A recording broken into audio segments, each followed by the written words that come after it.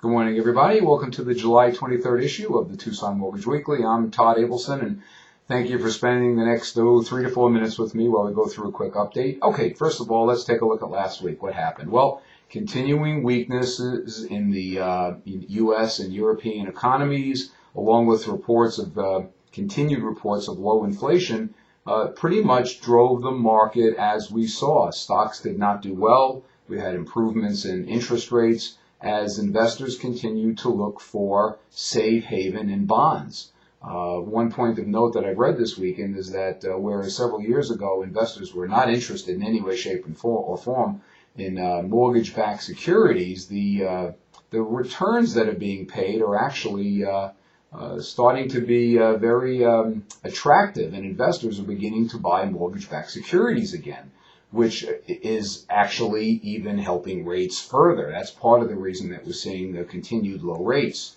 above and beyond what's going on in the economy.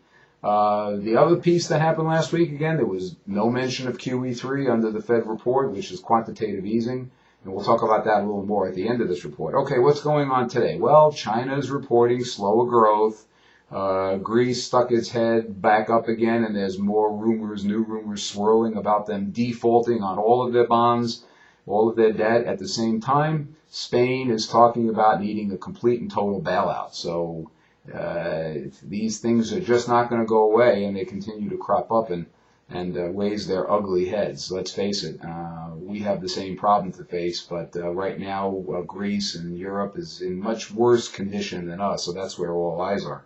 Okay, what's going on this week? Couple of reports coming out just to keep in mind. New home sales on Wednesday, and actually new home sales are actually doing very well. Pending home sales and durable goods are coming out on Thursday.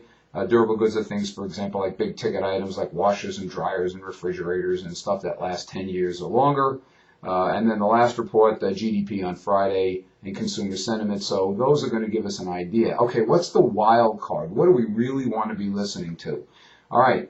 QE3. If the Feds come out and announce QE3, that's going to be a real game changer. Now, unlike what most people are thinking, my personal feeling is if and when QE3 is announced, the stock market is going to soar because that's going to really help businesses. What does that mean? Well, the money is going to come out of bonds. So in my opinion, when QE3 is announced, if it's announced, stocks will soar, rates will go up. Maybe not a ton, maybe only 0.25% or 0.3%, but considering that we're already looking at the best rates that we've ever seen, not such a bad result. But this is certainly a good time to take.